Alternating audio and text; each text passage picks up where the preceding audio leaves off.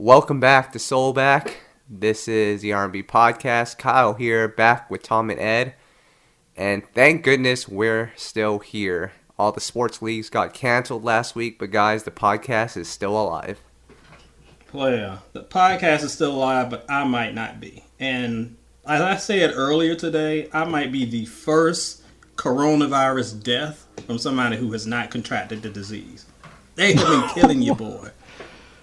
Well, I mean, y'all know I work for city government, so it is nonstop. Cancellations, trying to figure stuff out. They canceled schools. It's just chaos. And people are apparently eating toilet paper as our new currency. I don't understand. Leave the toilet paper alone. What are you doing with the toilet paper? Wait, hold on, Ed. You have a job outside of the SoulBack podcast? I thought you were as dedicated as me and Kyle. We do this for a living.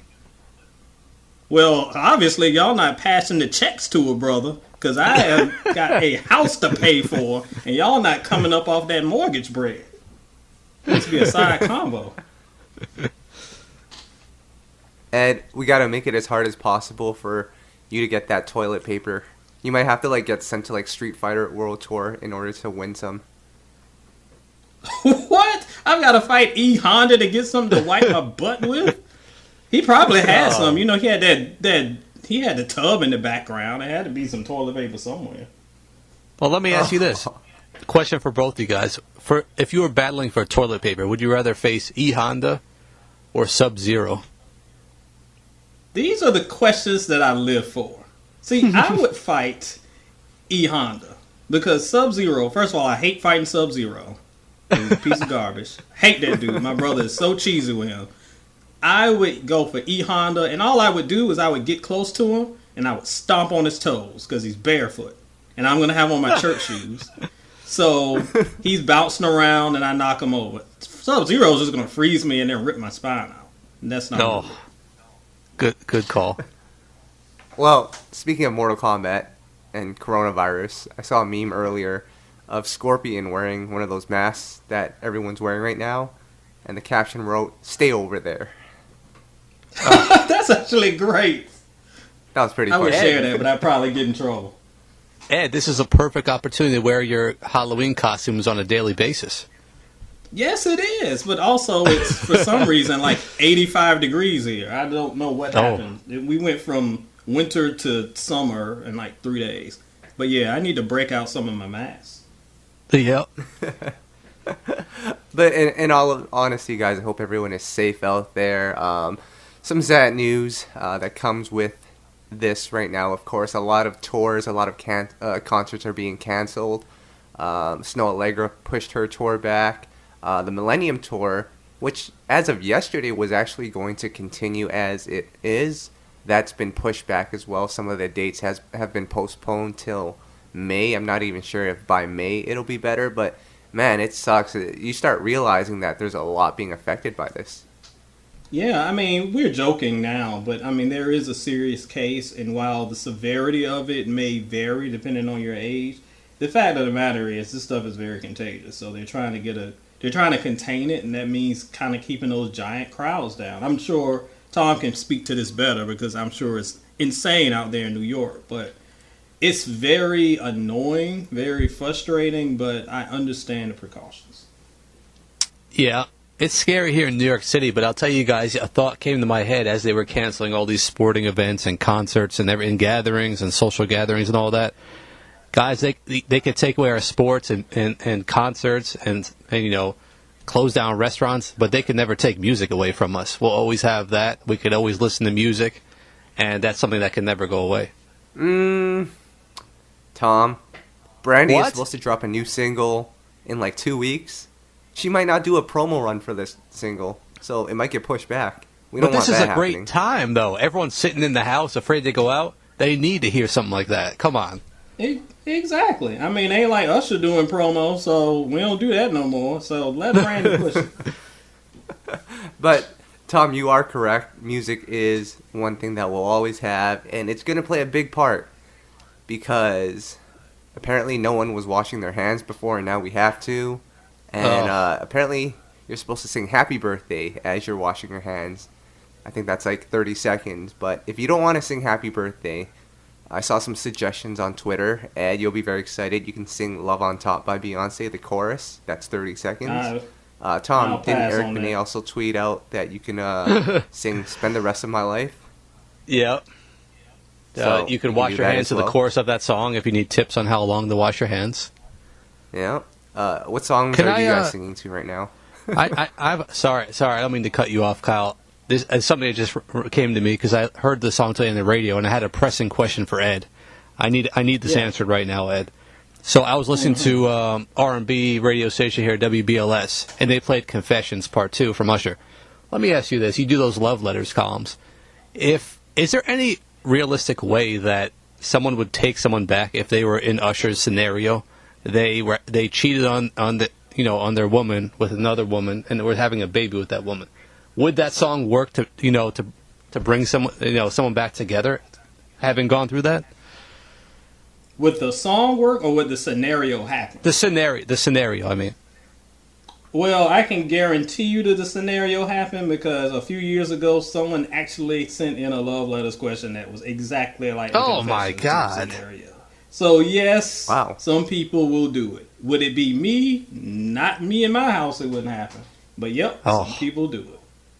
Should have been singing Confessions and washing their hands of the whole situation. All right, sorry about that. Back to you, Kyle. Well, who knew Usher visited SoInStereo.com? We now know. Oh my god. I just hope he didn't read that Hard to Love Where is this woman now? I guarantee whoever that woman was that took the man back ended up getting her heart broken a second time. I got to say that right now. I mean, I don't know. I don't do follow-ups. She could be somewhere fighting over toilet paper. I don't know. But yes, this happens. This is real life. This happens. Jeez. And Tom, Confessions Part 3 is coming soon, too. He performed it about 2 weeks ago. Everyone thought it was about herpes, but it was not. It was about the child. So we'll find out more on that song when it comes out. Yeah. But, we talked about washing hands, but that's not what we're here to talk about, guys. We're here to talk about R&B, right? Yes, we are. I guess so. I mean, it was fun talking about fighting games and toilet paper, but I guess we can do some R&B. So, we've been talking about Ed's boy, Sleepy Brown, for a while, but Tom, your boy is back. K-John. Remember him? On the Ocean? K-John. Why is that my boy? I mean, he definitely had a big hit. Ed, that was probably over 10 years ago now, right? Yes. You know what this is a good example of, though, Kyle? It's like there's people out there with so much talent who get recognized for one single and keep making good music and unfortunately just don't get recognized for it. So it's not like he's a one-hit wonder. It's just a matter of he had a huge hit and then people just didn't really pay attention to the rest of what he had to offer. But he's got the new single out. I mean, he also dropped an album in 2012, but was there anything in the press release that explained where he's been? Does he still do shows? I'm guessing he does. That's a good question. I really haven't heard much from him, to be honest. And since we've been on the site, we get press releases from publicists and stuff and announcements about shows. I hadn't heard much about him in years. So. No, I hadn't either. I mean, when you mentioned him off air, I was like, I hadn't heard of that dude in forever. I think someone, when we were doing one of our kind of like greatest songs of the 2000s list, I think someone slipped one of his songs on the list. Even then, I was like, I forgot about this dude. But yeah, he's definitely a talented brother, but I had no idea he was still out here doing this thing. Kyle, he had a #1 single on Urban AC with On the Ocean. He did. That's what I'm saying. That's a big song. That's what I'm saying. That was a huge song. Yeah. That was like 2009. Yeah. Mm-hmm. So, I'm actually curious to see what we hear from K-John. It's been a minute, so we'll see. But a couple more records I want to touch on really quickly here. Brian McKnight dropped his new song, Nobody. And Tom, you wrote in the description for that song, it's a song that highlights his love for his wife. Doesn't he do that a lot on Instagram? Man, shout out to our boy, what's his name on Facebook? He made a great comment. John Betts, is it? Yeah.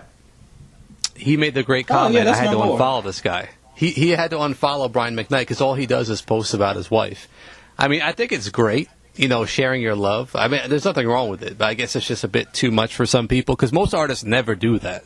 I mean, let's be honest. Most artists never, unless their wife is famous, they really don't share much about their wife, which is fine. Some people are private. Brian McKnight is a bit over the top, Ed. Have you seen it? I have not. I've heard a couple of posts, and we've talked before about some of his, stuff with his son. So I've only seen a few things, but not that it was so over the top that he had to unfollow the brother. I didn't know it was that bad. It is a bit.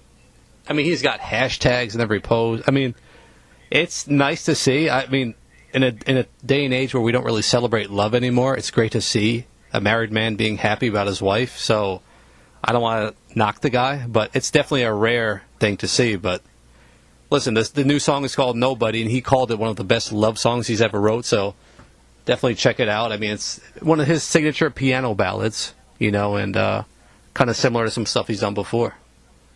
Yeah, I've heard the track, and I didn't realize all this backstory behind it. To me, it was like a Brian McKnight song that I've heard 100 times before. And that's not to diss it. It was not bad at all. But I didn't realize there was this deep emotional connection and meaning behind it, because it just felt kind of standard. And again, that's not a diss. It just felt like what he does. So good for him if this has like some deep meaning for him. But to me, I was like, oh, it's a Brian McKnight song. Well, Kyle, can I ask you something? Yep. I was talking to our boy, the producer Tim Kelly of Tim and Bob, and he mentioned since Kobe passed away, people need and want love songs now. Everyone, once he died, was feeling love and was getting back to that. I mean, I don't know if they lost that feeling, but I mean, he felt like it's the right time to start doing a lot more love songs. I mean, is that something you see? I mean, when something tragic happens like Kobe Bryant's death, love is definitely a necessity. Now, if that's what people are looking for in the music, I'm not quite sure.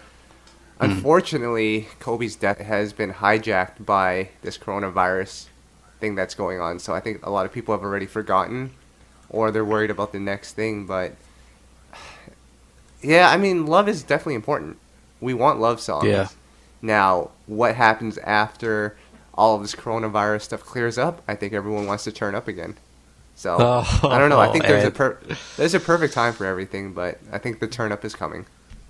No, you're not wrong. And unfortunately, it just speaks to our climate. Like, we live in a very reactive social media climate. And, I mean, that really plays into, like, some of this coronavirus hysteria. Whatever is the hot topic, that's all we can focus on. If you talk about anything else, you're problematic. And we focus on that. So for a while, it was Kobe. Anybody say anything bad about Kobe, you had to die. Anybody question anything about Kobe, you had to die. And now we're on to the next. And when we get through this, inevitably we will get through this. And it'll be, as Kyle said, back to turning up. Quick question for you guys. For anyone that's actually following, are the forest fires in Australia still happening, or has that stopped? Last I heard, they were, and again, I have not heard anything in like a week because of the news cycle has shifted. But no, it was tearing up Australia the last time I checked. That was tragic. Yeah, that was tragic. I actually haven't heard anything about that. Yeah, I wonder if it's because it stopped or the coronavirus is taking over. But well, I'll do some Wikipedia research and get back to you guys on that. But I do have a question for you guys. I have a challenge, actually. A challenge? I love it. Let's go. And if you guys are both successfully able to do this, you guys can work on it together if you want. I'll leave it up to you guys. But if you guys are able to do this... a school project? I will give you guys each a roll of toilet paper. What? That's the prize? These things are hot in the streets right now. On Facebook, I saw someone selling a roll for like $40. I mean, you're not wrong. If you get some toilet paper and some hand sanitizer, you can make some money out here. All right. So, the challenge is, and you can exclude all the cover albums and greatest hit albums, but can you list Brian McKnight's discography from beginning to current? Oh, absolutely not. Absolutely. He's got, 14 albums? Yes. Something like there that. is someone, I can't remember who it was, shout out to the Soul and Stereo Cypher on Facebook. Someone asked me to rank his albums, and I was like, okay, let me go see. And I looked at that list and was like, not today, man. It is an extensive list. Damn. No, but Well, to play devil's advocate, let's try. I think it's great, Let's try. though. I think it's great. No, I can't do it, Kyle. I can't Well, do can it. we at least attempt it, and maybe I'll finish it off. we for can you attempt. guys. Let's attempt this. I mean, and to your point too, Tom, I'm not saying that that's a bad thing, but a lot of times, I remember when I ranked Joe's albums, and when I went through, and he's got, 14 or some albums, but people just really remember the big ones. So when they're looking at the list, they're like, I haven't heard of 5 or 6 of these albums. So people's minds just really don't remember some of those albums, especially in the mid-2000s. Man, Brian McKnight got some joints. The fun part about this challenge is when we're done doing Brian McKnight, Kyle is going to do Joe's discography. Oh, God. All right. I hear that typing. All right. You better not bring up Wikipedia. Yes, All right. right, You all right. already said you were on Wikipedia. Tom, you ready? Well, who's going first? Are you going to... I'll fill in the gaps or what? Like, what are we doing? Yeah, I can. I know the first few. After that, I start right, struggling. So You start and I'll fill in the gaps. okay, all right. You paying attention, Kyle, or you cheating? No, I'm good. Let's go. All right. First one is self-titled. Brian McKnight. Correct? That's easy. Then it's I Remember You. Then it's Anytime. Then it's Back at One. Yep. See, this is where it starts getting hazy for me around this Yeah, time. and then After 4 albums? it's like after that, I don't know. There is like I know U-Turn is in there, but after that, I'm kind of lost, and that's terrible because he's had albums like in the past 3 or 4 years that just did not. What was the last one called? I can see the cover. I can see it in my mind.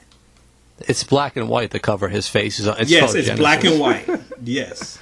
Yeah, Yes, Genesis, that was- like yeah. the video game. All right. So that's all I got for you. Let me stop you there, Ed. So you got to back at one. From Yeah. that point on, you missed an album. Tom, do you want to fill it in? Right before U-Turn was which album? I don't know. I don't even know. Oh, it's the song. It's the album with the great Justin Timberlake song on it. The great Justin I don't even know that song. What? Yeah, I don't know what song you're talking about. My Kind of Girl. That ain't ringing was a not bell, a brother. memorable. Not Oh a memorable. my No. goodness. Hold on, All I'm right, looking well, at the the track album- list. Guys, he has a Why are Nate you on? Dogg feature on this Hold on. album. Why are you on Wikipedia? I already failed this test, so I'm just on Wikipedia right now. jeez. No. All right. So we have Ed, Superhero. do you know he has a Nate Dogg feature on this album? On which album? That just seems like the weirdest pairing. Brian McKnight featuring Nate Dogg. I don't Well, know. it's not that weird. You got to remember, this is around the time when he was dropping the rap collabos, so he had the joint with Mace that I didn't like, but it's not that weird. I didn't know this, but it's a little odd, Yeah. but it's not that unheard of. All right, moving on. But which album is this? Did we ever name this album? Because I don't know this one. It's called Superhero. I do not remember this at all. What year was this? The song- like 2001, I think. Yeah, I got Ed, it up here. it went gold. Well, it ain't go gold in my house because I sure don't have it. Jeez. And then we have U-Turn. Yeah, I remember that And then one. we have Gemini. I don't think I've ever actually heard Gemini. I think I skipped this one. I should remember probably go back. Genuine. I mean, Genuine. I remember Gemini, yes. Wait, did you And hear then- U-Turn, Kyle? U-Turn. I did. Do you know the song "Good There's a Enough" Nelly with song Carl on there. Thomas, Joe, and Tank? I do, yep. There you go. Yeah, I remember U-Turn. Gemini. And then I don't remember that one, but I do remember 10. 10, Yeah, DJ Soulchild yep. calls a classic. I I wouldn't go remember- that far, but Low. it was a good album. I do remember 10, yes. Evolution of a Man. See, I What know year was these that? albums because this is when our site started, 09, because that's when Okay. I first started like really paying attention to these, every album. So I know this one. Okay. And then Just Me. Again, drawing a Crickets blank. over there. All right. Well, no, this one had a great single, "Fall 5.0." Do you guys know that song? Maybe if I heard it, but it's not. Oh, ringing a bell. it's a great song, actually. All right, keep going. More Than Words? Yes, More Than Words. 4th of July. I remember that. 4th of July was great, and Sweeter was the single. Really good song. Wow, I feel like we're doing really well here. Next we have Better. That was the one with hold on. That was one with the single was Uh-Oh Feeling, which was a good song. I liked it. Blanking on that one, too. Dude, Wikipedia doesn't even know what... Okay, yeah, the Wikipedia is like kind of confused on what were the singles on these albums. It's weird. And then we ended off with Genesis. Yes. See, that Genesis... that was the one with the cool album cover. But we had the song 10 Million Stars in our countdown. I remember, because I really like that song. I remember that song now. Yeah, I like that song. Yep. That wasn't too bad. But yeah, he has a lot of albums, and they really started running together after the big ones. Wait, did you just say that wasn't too bad? You went 4 for 14. You give Chris Brown a 2.5 out of 5 for that. Yeah, well, seeing that I did it without staring at Wikipedia like you did, I think I should get a little bit of credit. Well, hold on. Let me ask you a question. And this question is for Ed of soulandstereo.com. This is not IGotSoul.com's opinion. Yes, clarify it. Ed, clarify it. I would like your opinion. Do you feel that Brian McKnight has not shown enough diversity and progression in his music over the years? Has it all kind of run together? Is that why we don't remember all these albums? I would have to agree. And again, this is Edward from Soul and Stereo talking. So send your tweets to E.T. Bowser, not YKIGS. Anyway, no, I agree with that. Like, and that's the arc of an artist. And again, that doesn't say anything poorly about his stellar catalog. The man has classics, real classics, not Twitter classics. He has real classics, incredible albums, did his thing in the 90s. And I'm glad that he's still doing his thing because as you hear, the man pretty much puts out an album like every 2 or 3 years to have that extensive of a catalog. But yeah, once we get past the early 2000s, they kind of start running together. And he has good songs, like you mentioned. I love 4th of July, 10 Million Stars were good. But as far as complete projects, I know I've heard at least these last 4 or 5. They didn't stick with a brother. So, again, there's a little bit of some ebbs and flows, and it's just part of the growth of an artist. When you get to that second half of your career, kind of hard to kind of break out again. That's why when you see an artist like it's true. When you see a Mariah with a Mimi, that's very rare. Usually you peak and you come down.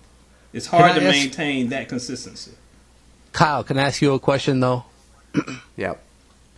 So, I'm happy that Brian McKnight never started trapping just to, remain relevant and famous. Like, True. Can we not respect the fact that an artist, found their lane early on and then stayed in that lane? I mean, Kyle, what is your opinion on that? No, 100%. I think Brian McKnight still has fans. It's not like he has no fans. A lot of people still go to his shows. They respect the talent. But I think at some point you do have to diversify your sound a little bit. Not to say that Brian hasn't done that. Because you must have not heard Fall 5.0. Ooh. See, and that's why he did that song. That's why he did that song. Remember that? Let me show you how that whatever works. Mockery. Oh yes. Because people weren't paying attention. He was still making great music, and people just. So I think that's the real problem. Is like he had still been making quality music, and no one really was paying attention. So thankfully, but see, he didn't go the. Yeah, I'm just saying. That's to me, that's a different argument, though. Because, again, we're not saying the dude is trash. We just mentioned several songs that we like. But I'm talking about overall projects. And, no, I do not want him to diversify by trapping. Like, that's the one thing I've argued about on Twitter all the time. You can do something different without sounding like a 14-year-old. You can diversify in other ways. No, he's still doing a thing. He still comes out with great songs. Overall projects... And this is, again, we're talking about two different things. I'm not talking about mainstream, because mainstream is a different issue. But just from a fan who has listened to everything this man has put out, I can tell you that the later projects just didn't sit with me as well because they weren't as memorable. Not that they were trash, because I don't remember him ever having a trash album. They just were not memorable. Mainstream is a different argument, and that's why he did that ridiculous song. Even though, as I have gone on record, kind of like it because it's kind of fun. Fair enough. Yep. There you have it. Tom, is it time for me to rank, not rank, but list out Joe's discography? Let me ask you a serious question. Yep. And you're under oath, Kyle, right now? I am under oath. Are you on Wikipedia looking at Joe's discography? Nope, my tab says Brian McKnight discography. Okay, go ahead. Name Joe's discography right now. Joe's debut. Okay, so no one actually knows that album, so let's just skip on to the next one. All that I am. No, That's true. That's no, cheating. he gets a pass. That's cheating. That's true. No. That's a pass. That album is great. Stop cheating. No one Name knows 3 it, though. songs off that album. I'll have to visit Soul and Stereo and tell you. Crickets. But the album's great. Crickets. Oh, wow. All right, so I apologize to Mary Jo. If you're listening out there, I apologize. Don't mind us. yeah. Big Joe So fan. whatever the debut was, All That I Am, My Name is Joe. Whatever the debut. It was called Everything. I know that. Well, there you go. Yeah. It's like Usher's debut. No one actually knows that. They just skip on to My Way. It's just how it is, Ed. Terrible. Jamie Foxx's debut came out in like 2005. Oh my He gosh. has We're a- just going to he throw has away a point. peak this? That's No. how it works. Listen. I'm gonna put something on the record here for whoever's listening. I've never even heard Usher's debut album. What? You haven't? No, I mean, it's was he, like, it's 11? good. he was like 11 years old. Was he 11? Look at the I album hope he cover. wasn't It's like singing a about baby that on the stuff at cover. 11. He was in diapers on the album cover. Calm Yeah, down. you can't see anything but his face, not his draws. All right. My Name is Joe. And then the one after that is it's that song with the Neptune song, Better Days. After that, Yep. it's the G Unit album. Neptunes. So that would be more. And Then, I think that's what it's called. Yeah. Yep. And then after Yes, that, yes. is the one with him in the hoodie, so Ain't Nothing Like Me. And then after that, Ed, he copied the Nas album cover, right? That was like Yes, the he did. Nostradamus album. Yeah, why did he do that? Because they both wanted to cosplay as Skeletor. I'm kind of salty about it. So weird. all right. So after that, it's New Man. I know this because B. Cox Yep. produced like half of it. And then after that was Signature. Yes. You know the album? That's interesting. Vaguely. That was his first independent album. All right, and this is when it gets kind of tough. Yeah. Double Back. No, you Nope. missed the good, the bad, the sexy. And that album, I don't think Ed, I've ever it was even very. listened to that album. It was kind of hit or miss, that one, I felt like. That one ranked pretty low on my list. Kyle, that was one with our boy Bam did like half the album. Remember that? Oh yeah, yep. Yep. And then we have the Fantasias of Bridges, Yep. and then that latest one in the green suit, Joe Thomas, or My Name is Joe Did we? Thomas. Ed, Wait a minute. Did we do double back? Yeah, he said double back. Okay. Let me ask you a question, Ed. Would you rock a green suit like that? That suit was a little too $1 Million Man Ted DiBiase-ish. I have some green suits, but they aren't Christmas green. They're kind of more like olive green. If you wear a suit that bright green, you got to hand out cash. I feel like $1 billion Yeah, man. if you're coming with me, it needs to have like a giant dollar sign on the back. I'm not rocking. They ain't paying me that much at the city of Birmingham. Trust. Wow. All right, let's move on from this topic because we're like 30 minutes deep into this already. But before we get to this, the first person to name me this album gets a whole bag full of toilet paper. Are we ready? Okay. What the I might hell? need The it. name, the name of Mario Winans' debut album that came out in '97 is.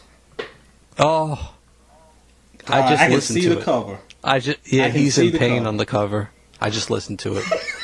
He's in pain all the time. Yeah, right? He's in pain in both albums, actually. He is. I can't remember. It doesn't come to mind.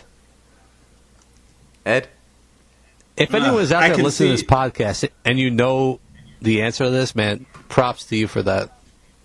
Oh, I'm sure someone knows because, gosh, I cannot remember the name of that album. Somebody's going to say it and I'm gonna be pissed off. Story of My Heart. Yes, there you go. that's it. It came, Ding, it ding, just He's came sitting to on me. the floor. Yes. He's It just sitting came to on the me. floor like he's got a migraine. Like I'm like, dude, get off the floor. And then he has another Listen. migraine on the sophomore cup. Did you see him in I Need a Girl Part 2? Man, he looked like he had a migraine while a girl was all up on him. I'm just saying. He's In the the video. saddest brother. Well, Tom, you get a roll of toilet paper or a bag. Congrats. Well, he's going to need it to feed his family the way we're going. Yeah. All right. We got a couple of new joints I want to touch on really quickly here. JoJo dropped a new record, Man. Ed, I know you really like this song, but I have one big beef with this song, and then I'll let you continue. Doesn't this song sound exactly like Kiana Lede's ex? Well, when you mentioned it, I was like, it does, but I didn't catch it at the time. This song was kind of weird to me because when I first heard it, I was like, it's okay. Then I checked it out again, which is weird because I was like busy that day, so I'm not sure I kept revisiting JoJo's new single randomly. But the second time, I was like, this isn't bad. And then I listened to it a third time and was like, hey, this is okay. It's very simplistic, but I guess the catchiness of it gets me going. I don't know. I kind of like it. And speaking of... Can I offer my opinion, ahead. Kyle? Yep. You asked us a question. Is JoJo a pop singer or an R&B singer? You Correct. asked us that privately, and I've been thinking about that question. She did a song with P.J. Morton, guys, that won a Grammy. She's an R&B singer. I don't know what you think, but you act like people won't accept her as an R&B singer, but I think she's definitely an R&B singer. Well, to be fair, I think that early on in her career, she was definitely in the pop lane. It wasn't until later that it was weird to me when, especially like her online fans were kind of labeling her as R&B because when she first dropped, I liked her stuff, but she just felt like I hate to say this because she's my girl, but like a more talented version of Christina Milian to me. So I was like, I like her, but she's more pop. Wow. Vocally? But her latest... Vocally? No, I'm not talking about vocally. I'm talking about style of music. God, no. But my point is, and her fan base and that stuff. But later on, I was like, okay, this is kind of a R&B sound. It's like the reverse of Pink. When she came out, I was like, oh, this is sort of R&B-ish. Then she went pop. So it was just an evolution. She should be accepted as an R&B singer for sure. But I get where the confusion comes in. Kyle. Yes. She covered SWV's Weak on her debut album. Could Christina Milian pull that song off? I mean, come on. Oh, good Lord. No. I'm just saying. No, I love Christina Milian, What's but your I answer, wouldn't Kyle? be ridiculous. When Christina Milian dropped Dip It Low, I was weak. So, that's a good song. Whew. And she looked good. Lord, too, yes. So, I'm with you, Where Kyle. are we right now? Are you kidding me? Shout outs to Tidra Moses for writing that song. We need to cut. Yeah, shout out to Cheer Moses for getting that money on that song, but we need to cut this podcast up right now. You guys are celebrating that song? Come on. Oh my god. Come on. But speaking of Kiana Lede, she dropped a new song, Forfeit, featuring Lucky Day. I've gone on record to say that Lucky Day is undefeated with his releases, and that continues with this song. It's another good one from my boy. He's been in a role to me ever since he was writing for the man himself, King Keith Sweat. And once again, it's another good song. So I'm a fan. I love Lucky Day, guys. I mean, the crazy thing is, dude, he's 34 right now. I mean, like he's almost my age, and he's still making, because he combines that traditional R&B with some of the younger elements, which I think is great. But like, he's been at this for. Remember, Kyle, you shared that what was the audition he had where he didn't make the cut? Yeah, for American Idol. Oh, he did make the cut, but he didn't end up winning. Which is crazy. I mean, it's crazy, but like he's been at this for a minute now, and it's great to see he's finally getting his props because he makes some really good music, like some of the best I've heard from this generation. And again, it just goes to prove the point that I keep trying to make when I have these arguments about.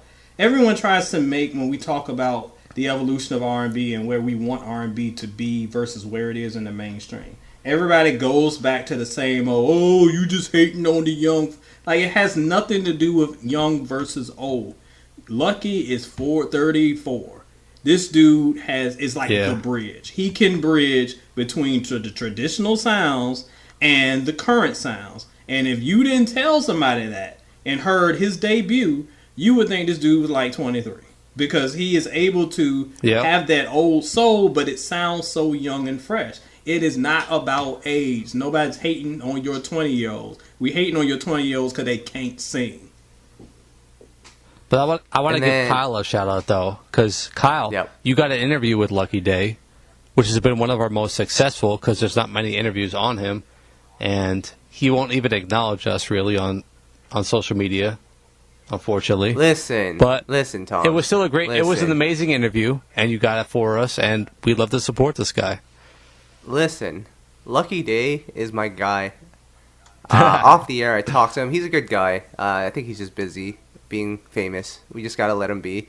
He'll come back. They always do. But let me just say one thing, though. I really think what he did where he released those, I told you this, Kyle, how he released the EPs first and then combined them into the album just for the Grammys was the right way to go, because that's how people consume music nowadays. I mean, Ed, I don't know about you, but like sitting through a 20-song album in 2020 is just not what I'm trying to do. Like, I can't. It's hard to consume. I don't know how you feel about that. Well, I mean, you're talking to the brother who sat through 2 40-something track Chris Brown albums. Do you think that I want to do that? No. I am a connoisseur of the album itself. I think the album experience is still important. I know we try to downplay it these days, but I think it's still an important measure of an artist's work. So that's just is what it is. But the way that he kind of went about it in separate EPs and these bite-sized kind of delivery and these bite-sized chunks, if that's the way he can kind of get his music out there and then combine it later, all the more power to him. Fact is, it was great music compiled into one cohesive package. By the way, that's something we often forget. This was a cohesive package that it was compiled into. So I'm all for it. And if this is how we have to move going forward in 2020, I'm for it. As long as the music's straight. Now, speaking of Kiana Lede, who we haven't really talked about too much on the podcast, because quite honestly, some of her latest releases have been kind of meh, sort of generic. Her album comes out April 3rd. Now, I've seen her live twice, and what I will say is this. I think, talent-wise, and if they're able to actually do this properly, she could come out with a really great album. I just looked at the track list here, and let me tell you why. So she has a record with Ari Lennox. She has a record with Lucky Day. And then Aaron Ray as well. Tom, we love Aaron Ray. Does that 90s throwback sound pretty cool. Yeah. But then, Ed, there's some questionable features here. There's the mandatory 6-lack feature. Seems to be on every R&B song these days. And then, Ed, who is Moneybagg Yo? Oh my God, Moneybagg Yo. Ugh, he's a rapper that you don't want to hear. Trust me, I know him very well. He's another one that if you pull up a feature, it'll be Moneybagg Yo, or it'll be Ty Dolla $ign. If you hear a rap album, chances are one of those two are on it. So I know him well. He has yet to impress me. So there you have it. But guys, I think this Kiana Lede. Yep. Go ahead, Ed. Go ahead, Tom. Go ahead. I was gonna say this Kiana Lede album. If she plays her cards right, she might have a great one. She's talented. I'm telling you guys. I know she has an amazing voice, but we'll just have to see what she gives us. But when you said Aaron Ray, man, you reminded me of Tone Stith. Kyle, where is he? Really? Did he get his lane stolen? Is his lane stolen? Yeah, it's weird. I thought he would have came out already. Yeah, it's kind of weird what's going on. It's been a couple years, right? It has. I mean, as we know, was a huge fan of his last release, but Playa just kind of faded away. I don't know what's going on. You know, you guys may disagree, but I feel like the kiss of death is if you don't even have a Wikipedia page, and Tone Stith apparently does not have one set up for him. So it may be over, guys.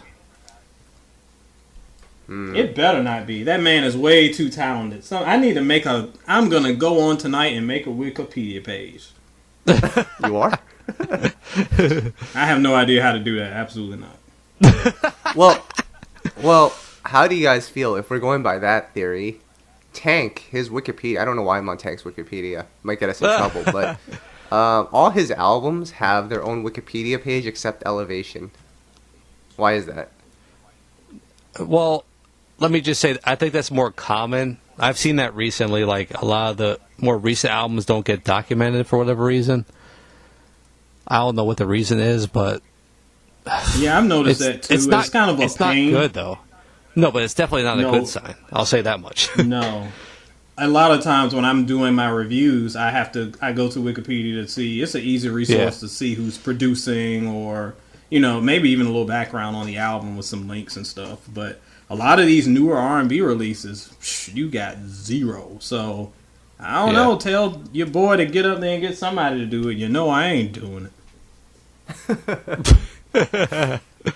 All right. And then the last record here before we move on to more interesting things, more interesting debates. Ro James dropped his new record, Touchy Feely. We've been waiting on his album for a minute, his sophomore album. And it seems like it's on the way. I mean, he's been around. We've seen him featured on your boy Luke James's project. And here's another little tidbit. I thought this song's okay.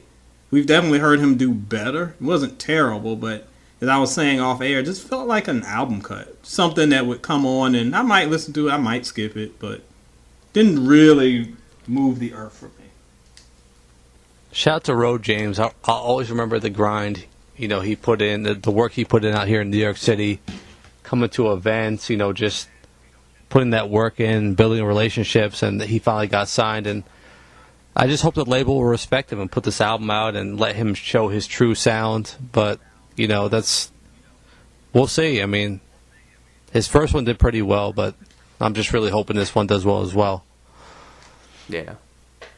I know he has a track with Brandy on the album, so we're just waiting on that one. And everything else that he has to bring. He's a talented guy. So, shout out to Ro. I do have a question for both of you guys now. This is a hard-hitting question. I love the hard-hitting questions. All right. So, Ed, as you may have remembered, Bobby V was supposed to drop his album on Valentine's Day, Sunday Dinner. And Alicia Keys was supposed to drop her album at some point in March. She had announced a release date. Now, both albums have been pushed back indefinitely. Or I think Alicia's coming out in May now. Now, the difference between the two projects is that Bobby went on Instagram to let his fans know, hey, I'm pushing my album back, and I'll let you know when I'm going to put it out again. Alicia, on the other hand, made no announcement, and the only way that people actually found out was they went on the album's iTunes page and the release date got changed. So, the question that I have for you guys is, does an artist at this point in 2020, with so much music coming out, do they need to tell their fans that their album is getting pushed back? I mean, why wouldn't they? Again, we joked about this a little bit earlier with Usher, but listen, this is a new day, and it's up to the artist we have these tools that make us more connected to the world than we've ever been. Yet we are more disconnected than I've ever seen in my life, my God. But she needs to use these tools. Just, I think Bobby V did the right thing. He knows the album was pushed back. He went up and was like, hey guys, know y'all were expecting it. Sorry for the delays. Coming out, blah, blah, blah. We'll see you soon. Thank you for the support. How long does that take? You put everything else on Instagram, sharing these coronavirus tips and whatnot. You can take 20 seconds to inform your fans of what's going on, because that's how we move in 2020. Use your platform to your advantage. And when you do that, you have the bonus of reminding fans that you actually have content coming out. So, of course, that's the way to move. And I don't understand why we don't do that anymore. Well, Kyle, we were talking about this offline. You disagreed with me. I said, you got to connect with your fans, and you shouldn't let them find out about it on their own before you tell them. It's just a bad look, like what Alicia did. I mean, tell us why you disagree with that. Well, I'm just going to quickly say that Alicia in 2009 Elements of Freedom, she actually did announce on her Twitter back in the day that she was pushing it back, and the reason was that she was going back into the studio to make more fire songs. I don't know how fire those songs were because I didn't really like that album that much, but that's a topic for another day. In terms of this, like, it's not that I disagree with you guys on this, but my whole point to this was that there's so much music coming out in 2020 now. Like, pushing your album back and not telling them, no one's really going to notice at this point. Like, if I didn't tell you guys that Alicia Keys was supposed to drop an album in March, would you guys have even been anticipating it? Or are you guys just anticipating it the week that it's supposed to come out? Because that's what it seems like nowadays. Let me have a rebuttal to that. We're not the people who are buying her concert tickets and, you know, standing for her albums and buying her albums on iTunes or whatever you could buy it now. So that's the difference to me. I agree. Those people, and again, like my earlier point. Yeah. Mm-hmm. Like my earlier point, I mean, again, just to say, hey, my album got pushed back is a reminder that she has new music out. So when you talk about it, it's further promotion. To say nothing until the last minute, I mean, yeah, you can do it the week of, blah, blah, blah, but you have hardcore fans that are paying attention. Use the platforms to talk to your fans. You're doing it all the time anyway. I don't understand why you wouldn't do it unless it's just music industry arrogance where it's like, oh, I shouldn't have to, or whatever. No. I don't understand why you wouldn't. Listen, this is the troll era, so if she announces that her album is getting pushed back to May, do you know how many Twitter trolls will come out and be like, oh, she's a flop, the Ed Sheeran song failed, the Miguel song failed? Do you know how many of those comments we'll get right now? I mean, Playa, this is Alicia Keys. How many comments does she get daily about stealing Swiss Beats' wife? Like, that is not going to move her. This is about your music. You either move that or you can be scared of Twitter trolls. Block them and keep it moving. That's what I do. Well, let me ask you guys this. Why do you guys feel like Alicia Keys' album got pushed back? Because there seems to be a lack of interest for this album, which is weird because it's Alicia Keys. Well, no, it's not because it's 2020. It's not 2002. There's a lack of interest because the music has not been there. I'm sorry. I'm a huge fan of Alicia. And I think that she had some of the best music of the decade. I thought she had the best album of the previous, the previous decade before last. Gosh, we're old. Really? Anyway. Did you really? You did? Yes. I think her debut? No, not her debut, the second one. We've argued about this before. Oh, my. Let's not start this again, please. Of the decade? Wow. Yes. Yes, of the decade. However, I'll get to that another time. My point is, she has not delivered. That's just what it is, and that's why this project has been pushed back. She's had these two singles, one with Miguel, that she thought could penetrate an audience. Some people liked it. Most people just brushed it off. She had the Ed Sheeran song that sounded like an Ed Sheeran song. So that didn't work at all, because Ed Sheeran fans aren't going to care. Alicia fans don't want to hear cosplaying Ed Sheeran. So, two misfires. She had to put it on the back burner to try again. Honestly, I'd rather you try again than come out with some old trash. So, I don't mind the pushing back, but you need to communicate with your fans. Well, let me ask you this, Kyle. What was really expected? And I'll give you $10 to your stipend if you could name her last album title. But what was really expected of her last album? Are they really expecting to have a huge superstar rollout? I mean, I think it's doing pretty well, all things considered. It's not 2002, like Ed said, so what are they really expecting, Kyle? Well, the album title was called Here. I remember this because she wasn't wearing any makeup and she had that big fro. So, that whole gimmick campaign. She did. And did that gimmick work? Yeah, not really. Okay, Kyle, back to you. people are still mad at Alicia. Well, before I get into it, can we give a quick shout out to DJ Soulchild? He did a remix to that Ed Sheeran song, Underdog. Absolutely, it's better than the real version. I liked his remix better than the real. Yeah, absolutely. Soulchild, we'd like 10% of all royalties that you make from that song. So, just putting that out there. Oh my gosh. But now you're right. Like Puffy. Like what do we really expect from Alicia this time around? Because it's not like she's coming with like a gimmick, like, and I hate to call it a gimmick, but like Usher, his comeback now, he's playing off of Confessions, the original one, so he has something to get the fans excited. So I don't know, unless Alicia comes back and says that she's gonna do more songs in A minor, I don't really know what we can really do to, you know, push Alicia Keys back to the top.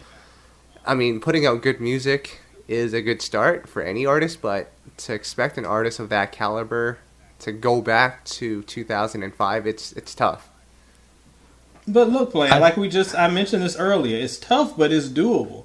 We forget about it because of where she is now. But when Mariah came out with Emancipation of Mimi, people had written her off. They were like, she had her great songs the previous decade. She'll keep giving us music. It'll be okay. We still love her, blah, blah, blah. And then she came out of nowhere, this really big record. Mary J, to a lesser extent, kind of had this big record kind of in the second half of her career with the breakthrough. It's possible because she's talented. However, if we just look at the track record, it ain't lining up.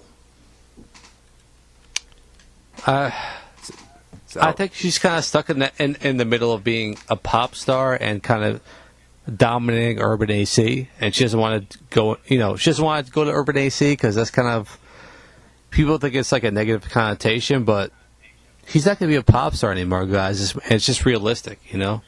Right. And that's been her trouble since As I Am, if you want to be real. She's been chasing that pop money forever, and it has not worked out.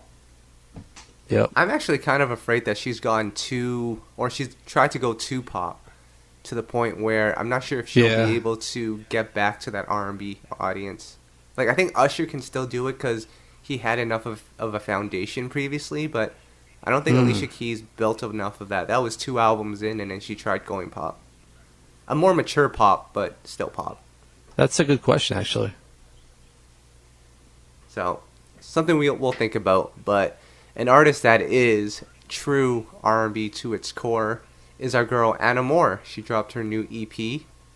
Tom, we actually post independent artist music on our site. Kyle, we do. I don't know. Anna Moore originally reached out to us a couple years ago. You know, we have a submissions inbox for any artist who wants to be heard on, you know, and featured on our site. Submissions at YouKnowIGotSoul.com. We do go in there and listen when we have the time. I mean, Kyle and I are the 2 people who run You Know I Got Soul. We're both pretty busy. We have careers, we have families, and, you know, we don't get paid big money for this. So when we get the time, we listen. Anna Moore was one of those who we heard and stood out to us. She was on our podcast, when was that, last year? Yeah, last year. But I'll just say, one of the best submissions we heard. I mean, we get tens of thousands of these. You won't believe it, Ed.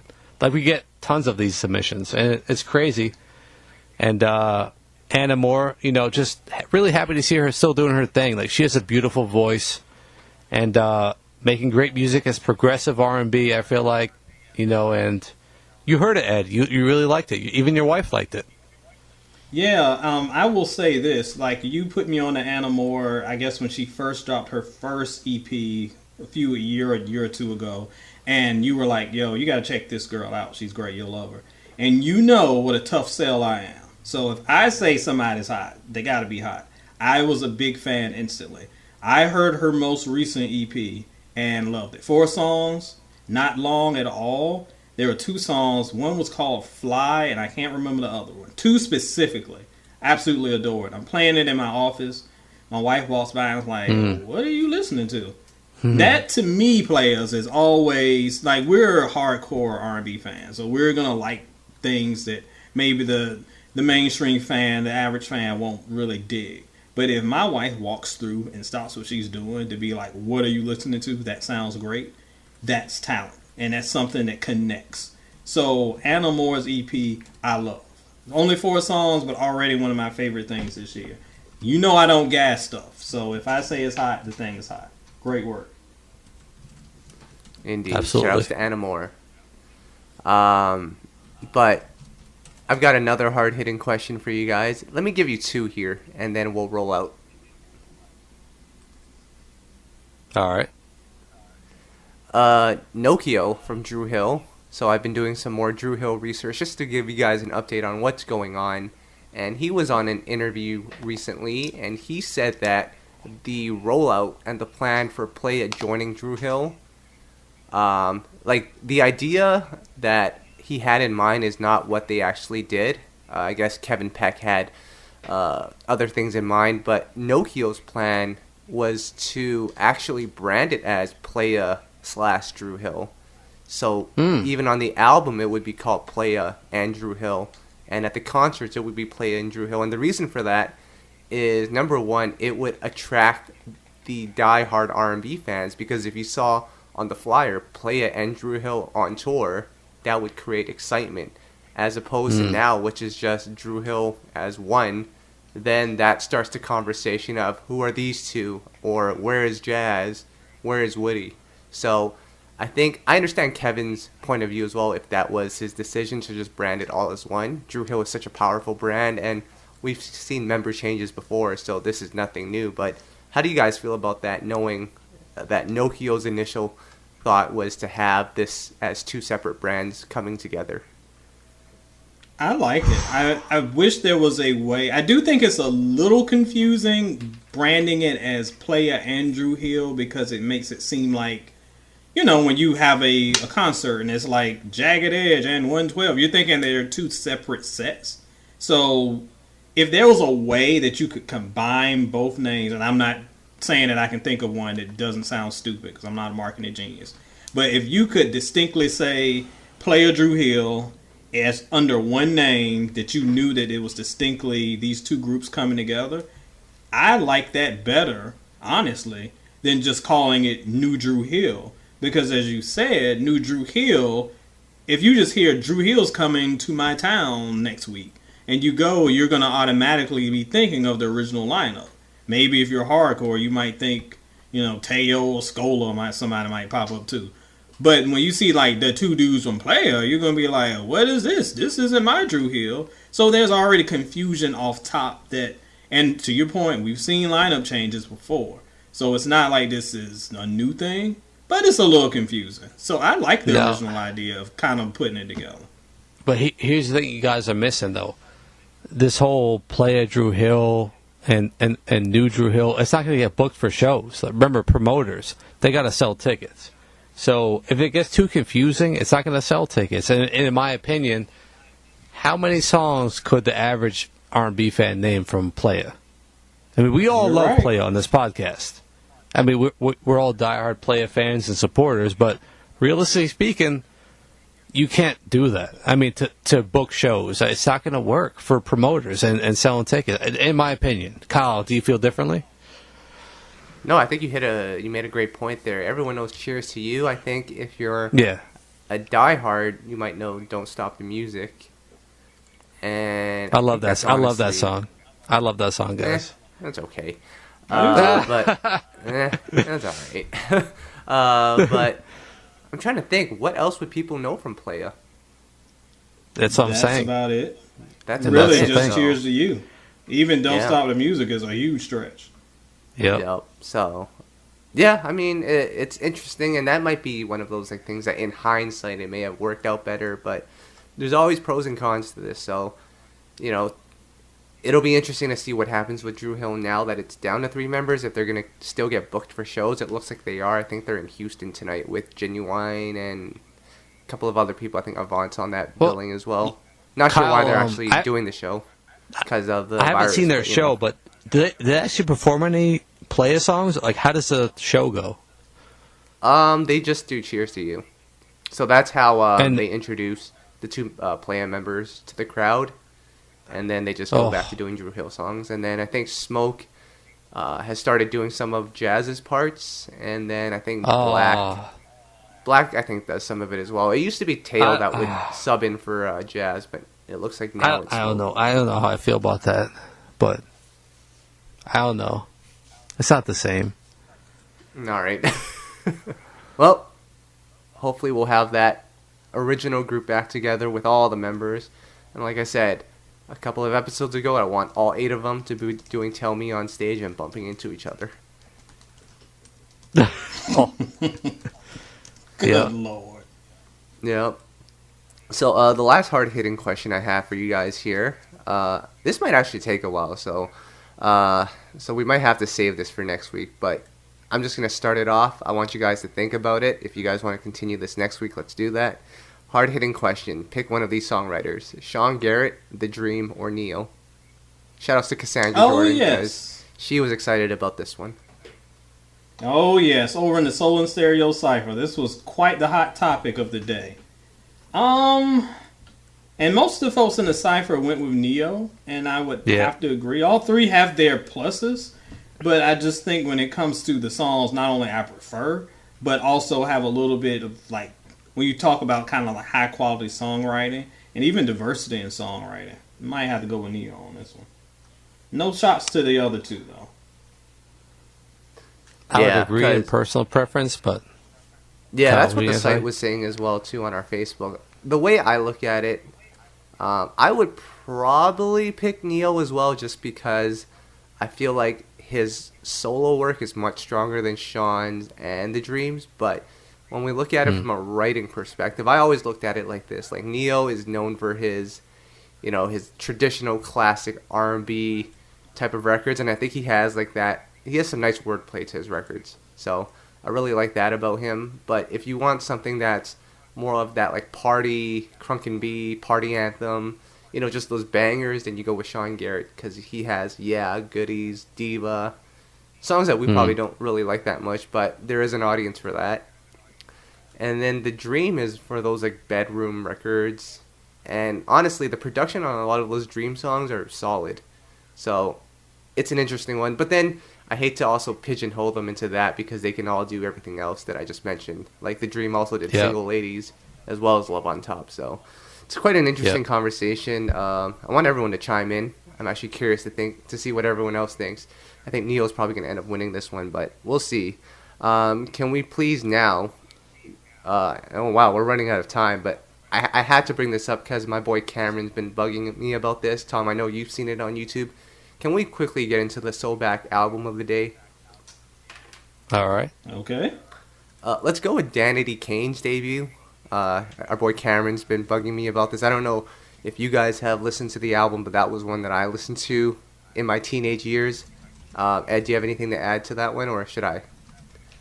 I wasn't the biggest Danity Kane fan running around here, Playa. It was, I know they had their audience, and it was what it was, but... I mean, it's kind of like JoJo. It's another group that was kind of like, they feel more like a kind of pop group to me. And no beef. I have no problem with pop groups, but it's kind of odd to me how they have like such a strong R&B fan base, because, I don't know, like their stuff was always mad generic. Not a fan of the girls. What about you, Tom? I know you're a big fan of Dawn's solo projects. Well, Dawn... I've been impressed how she's kind of made her own brand out of the whole group, but I haven't really heard much from the other four members. I mean, have you, Kyle? You were originally a fan of the group. I haven't really followed them from the beginning.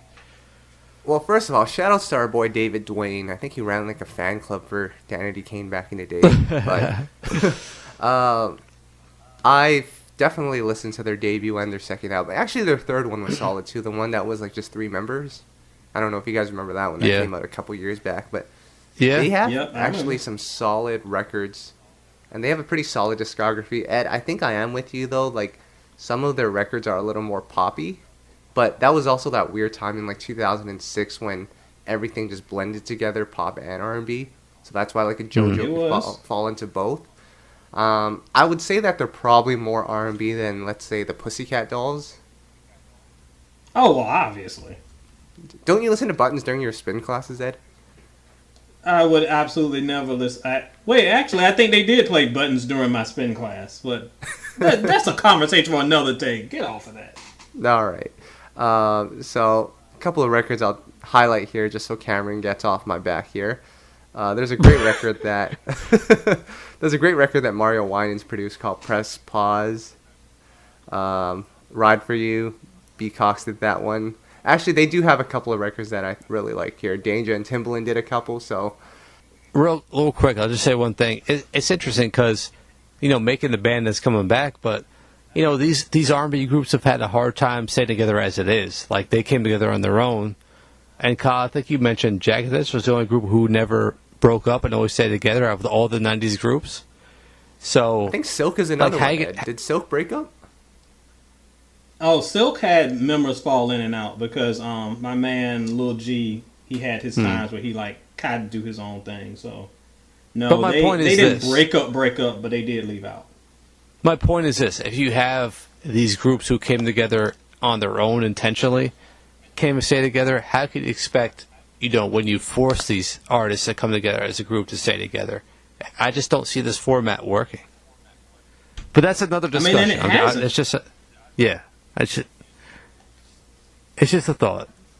Yeah. No, you're right, because Day 26 could barely last 2 albums. Same with Danity Kane.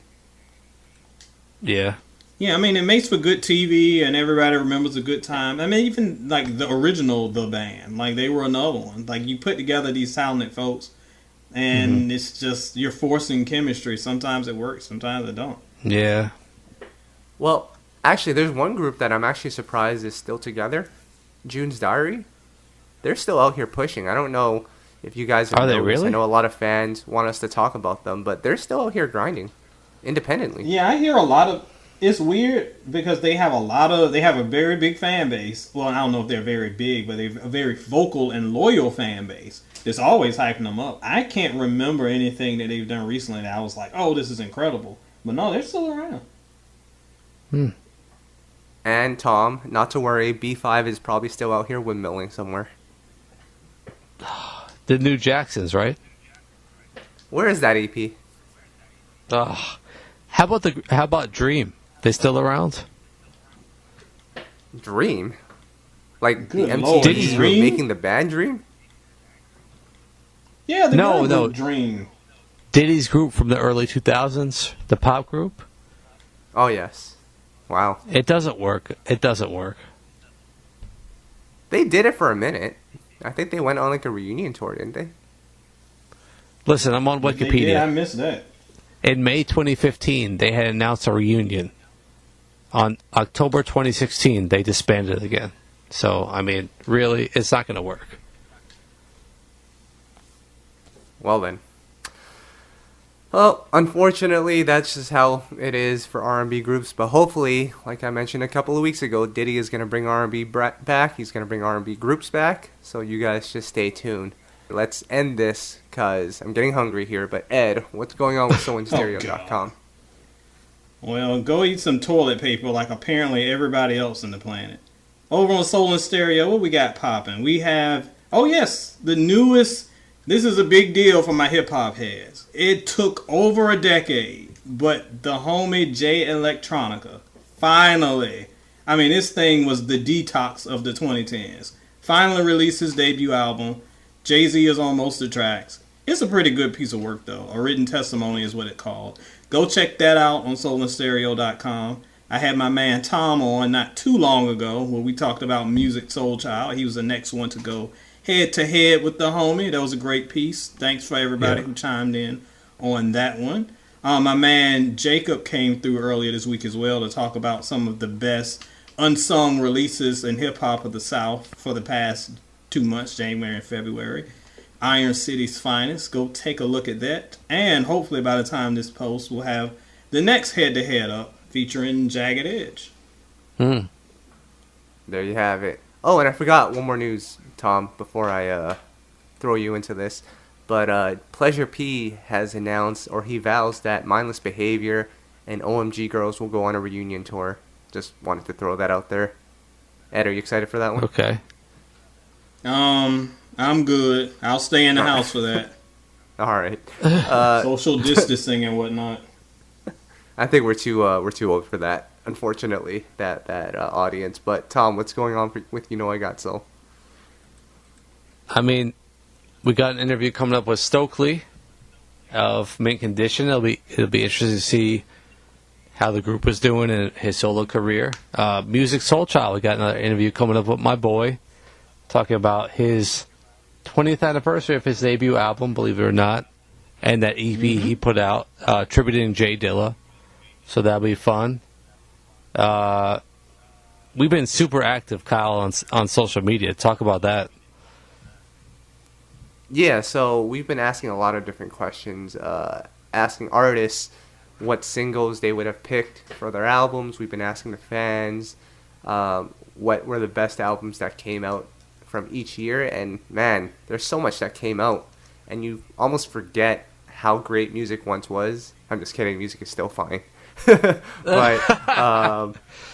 man, it's just awesome looking back. Like I remember posting like, what's your favorite album from 2006, and then people started listing all these albums, and like for me, I remember vividly when those albums came out or leaked on the internet. I remember the excitement that I felt. Or leaked on the internet.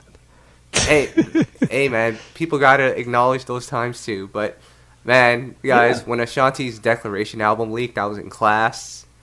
I couldn't wait to go home and download it because I couldn't download it in class. Those were the good days. Like I still remember that excitement. First of all, I feel old because you're talking about being in class when the Declaration came out, like I wasn't already married. Jeez. But no, I love the questions that y'all are asking because, and I got to catch up. I think the last one I weighed in on was like 99 or something. So I love these throwbacks. People are bringing back a lot of albums. I am begging people to pay attention to which year stuff came out because you'll say, what's the best album of 2007? And people are like, Confessions. Like, check the date, player. Check the date. So make sure the date is right. But yes, please weigh in. These are fun.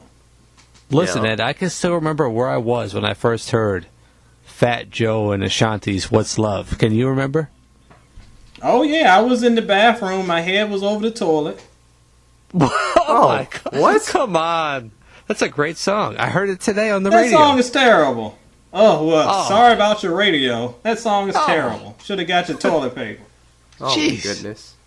Well, Ed, we're actually now at 1995, so DJ Soul Child has been quite quiet, but once 1992 rolls around, the New Jack Swing albums will come creeping in. We're ready. New Jack Swing for life. God. So, oh my God. That's it for this week, guys. Stay safe. Stay at home. Have fun chewing on that toilet paper. And we'll see you next week. All right. Who we out? Peace.